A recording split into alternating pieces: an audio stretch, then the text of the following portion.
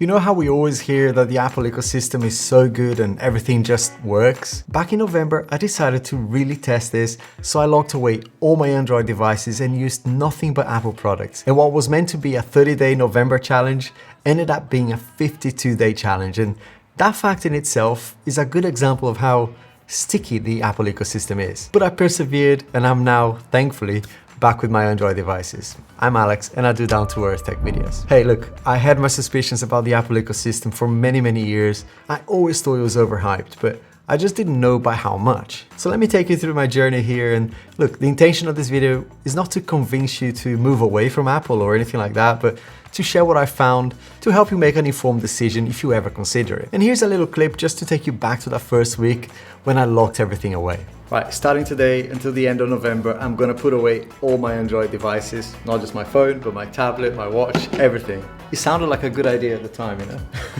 I don't know. Lovely Fold 6.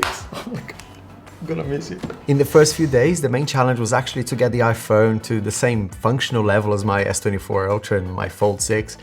Moving things like authenticator accounts and banking apps is literally the worst experience. Not really Apple's fault here, but you know, there are things that you can do beforehand to make this easier. But in my case, even though I had backups of my accounts with Microsoft and Google, to log in and recover those accounts, you guessed it, you need two-factor authentication as well. Only about 4 or 5 out of 20 of my accounts got recovered in that process. I don't know why, it's just how it is, and it's painful. It took me 2 full days and to really be able to lock away all my devices, which is why when you look at the logs, you will see that I still had my S24 Ultra being used, but it was basically just to log me into stuff. You know, on the 2nd of November, I managed to put everything in this box and I sealed it completely so that, you know, you can see that there was no tampering with it. Something I noticed pretty much straight away as well in that first week was how poor the iPhone battery was. It's funny because, you know, I've been complaining about my S24 Ultra battery since pretty much its launch. And I guess it's because my reference was the S23 Ultra, which, you know, had an incredible battery. Well, it turns out that the iPhone 16 Pro was actually much worse. I mean, not by a little bit, by a lot. I'm not kidding. It's the worst battery I've seen on any device, not just any iPhone. There was this one day actually in November when I had to top up the iPhone 3 times so it would last me all day. I don't know about you, but I think that's pretty unacceptable. I was busy, I was recording videos, but 3 times in one day, that's, yeah, for how much you pay for the iPhone, that's pretty bad. Throughout this entire challenge, something that really helped me keep track of my experience and my ideas whilst recording this video was the Plod Note Pin. I love when a channel sponsor is for a product that I actually use on a daily basis for work and for creativity. And Plod is now the world's #1 AI voice recording brand. Amazing, right? And just have a look at how easy it is to use. You press it once to start recording and you get this little 1 buzz feedback. To stop recording, you just press it again and it will give you a haptic feedback and buzz twice to tell you that it stopped recording. And here's when the magic happens. Everything that you recorded in the Note Pin can be transcribed and then summarized in many different ways. You can even generate a mind map, which is incredible for that recording. It's just nice to know that I can get summarized minutes and organized actions even afterwards within a minute or 2 of, you know, the transcription. This is going to be great for digital nomads, real estate agents, educators, engineers, doctors, and creatives like me to keep track of important information, improve your efficiency at work, and the actual quality of your work as well. The Note Pin can be worn as a clip, like this, as a pin itself with a magnet. By the way, you don't need to buy any of these accessories. They all come with it. Using a little magnet under your clothing, you can, you know, hide it away like this. It's got 64 gig of local storage and can record continuously for up to 20 hours. There's a new feature now called all-day recording and a smart overview feature. These allow segmented previews, selective transcription, and summarization for recordings, again, up to 20 hours long. The unlimited plan comes with unlimited transcription credits.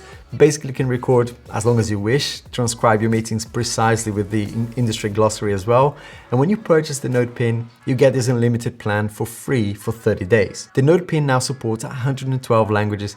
It also has more than 20 summarization templates, which you can customize as well. Again, super handy. It uses ChatGPT 4.0 or Claude 3.5 to power the smart features like speaker labels, Ask AI, audio merge, and smart clipping, which removes silence automatically from your recordings. Check out the link in the description for more details. And if you want to see my full review, I'll leave a link down below for you as well. And thanks so much, Plord, for sponsoring this video. Now, when it comes to the AirPods Pro, there are several issues with it. It's not all bad. On the positive side, I feel like the handoff between devices now seems to be improved and it's a little bit smarter how it does that.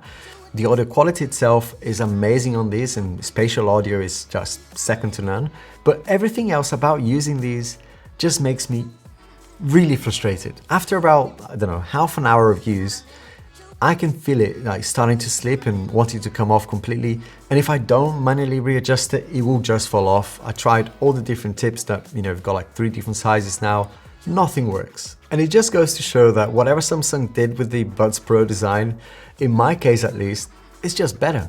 And the Buds Pro sound better too. So I think overall, I'd much prefer, and I'm glad I'm back to the Buds Pro because I just can't get on with any Apple AirPods of any generation at all, ever. So now the most annoying thing is actually when you try to use this with, combined with the Apple Watch and, when you're trying to do a workout or something like that, Apple can't shut up about Apple Intelligence, right? That's all they talk about recently. And here's a simple scenario that shows how dumb this whole thing is.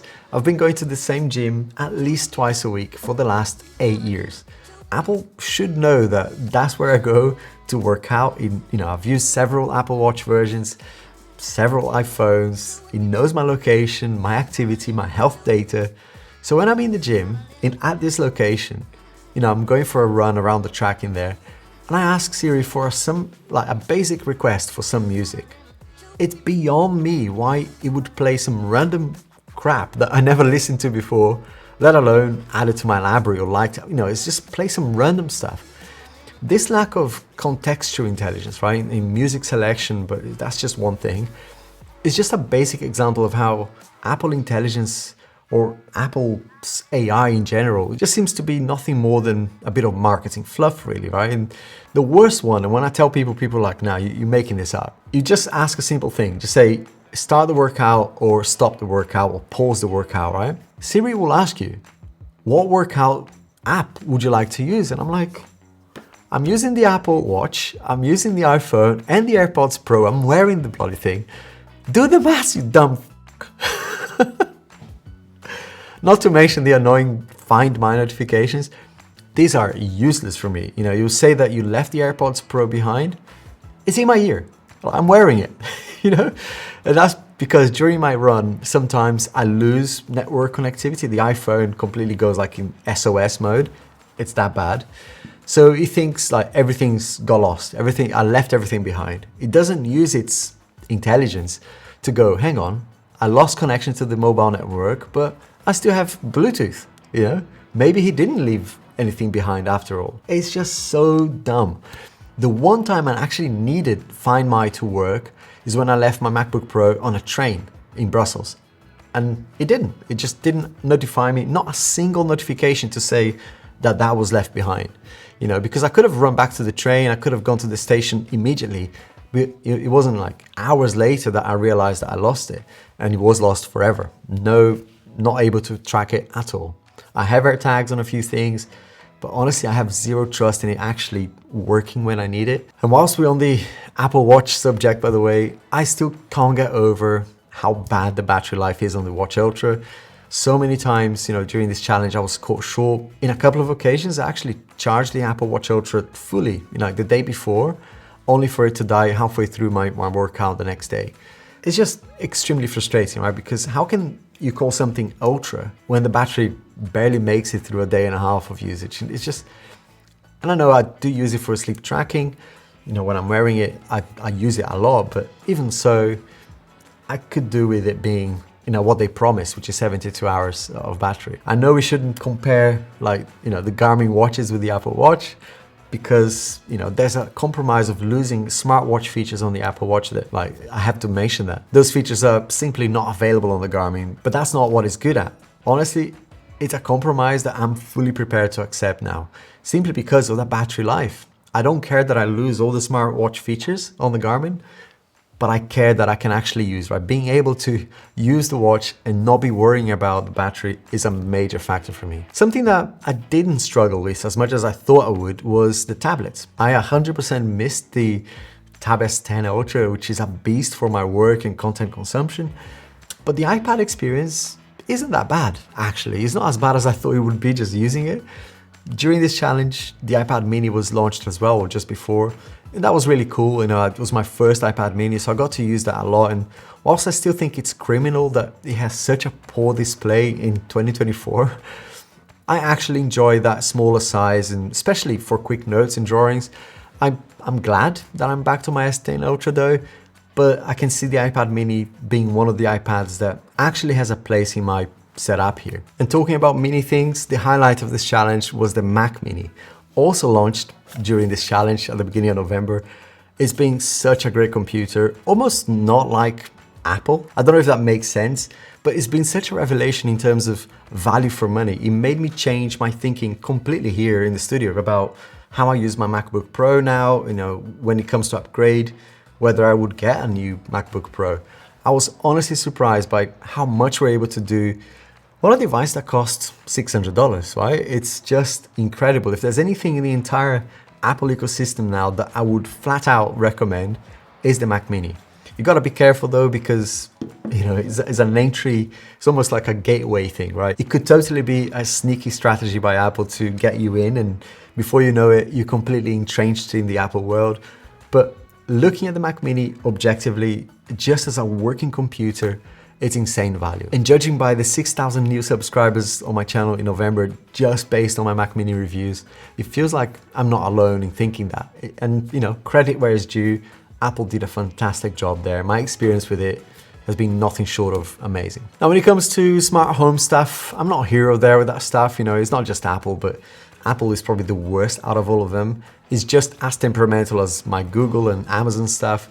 Ultimately, I think it's worse because, whenever you involve Siri in anything, it goes back to that kind of lack of intelligence aspect, right? You're kind of setting yourself up for a very frustrating experience. And their smart speaker, the HomePod stuff, is not that smart at all, right? It's just a speaker. when the only thing you can do is connect to Apple services, what's the point of that? Now back to the iPhone though, and this is where most of my frustrations have come from. This is meant to be Apple's main device, right? The piece de resistance, as they say. It's so slow in comparison to everything else that I own. That connectivity issue that I mentioned earlier is probably the biggest issue for me, but it feels like it's constantly trying to mask problems. It's weird. It crashed out so many times. It's buggy as hell.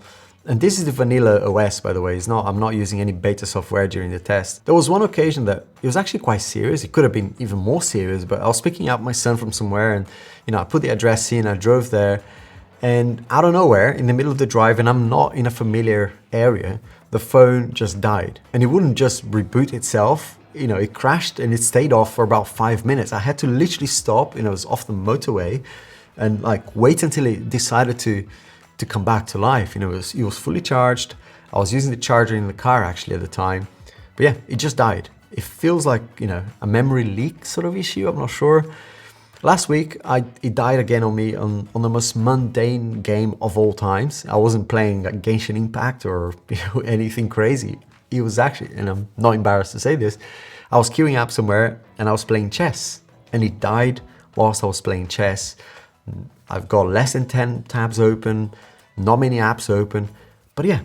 And when I say it's trying to mask problems, what I mean is, in the background, it's being so aggressive in offloading apps that every time I go to use an app that I haven't used for a week, it seems that I have to download and reinstall the app. It's really strange. I've got over 60 gig of available storage on it.